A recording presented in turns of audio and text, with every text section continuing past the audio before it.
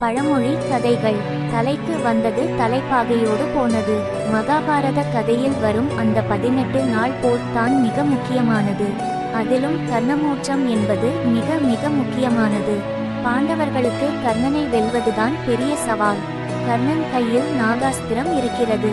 அதை சமாளிக்கும் திறமை உலகில் யாருக்கும் கிடையாது. அதனால் அதனை அர்ச்சுனன் மீது ஒரு தடவைக்கு மேல் அம்பு எய்தக்கூடாது என்று குந்தி கர்ணனிடம் வரம் வாங்கியிருந்தாள். ஆனால் கர்ணன் அதி தீவிரமாக போர் புரிந்தான். அவன் அர்ச்சுனனை எப்படியாவது வீழ்த்த வேண்டும் என்ற வெறியில் போரிட்டான். அர்ச்சுனனை எப்படியாவது காப்பாற்றியேயாக வேண்டுமென்ற கவலை பாண்டவர்களுக்கு இருந்தது. இல்லை என்றால் குருஷேத்திரம் குறை க்ஷேத்திரமாகி விடும். ஆத்திரம் புத்திக்கு கேடு என்பது போல் அர்ச்சுனனை வீழ்ந்த வேண்டும் என்ற கோபம் வெறியாக மாறியது. ஆகவே அர்ச்சுனனுக்கு நாகாஸ்திரத்தை விட்டான் கர்ணன். கர்ணன் குறி எப்போதும் தப்பாது.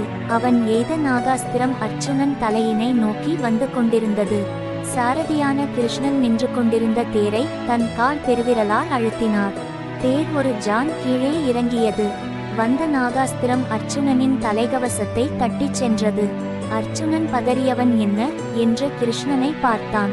கிருஷ்ணனே, தலைக்கு வந்தது தலைப்பாகையோடு போனது என்று கூறினான்.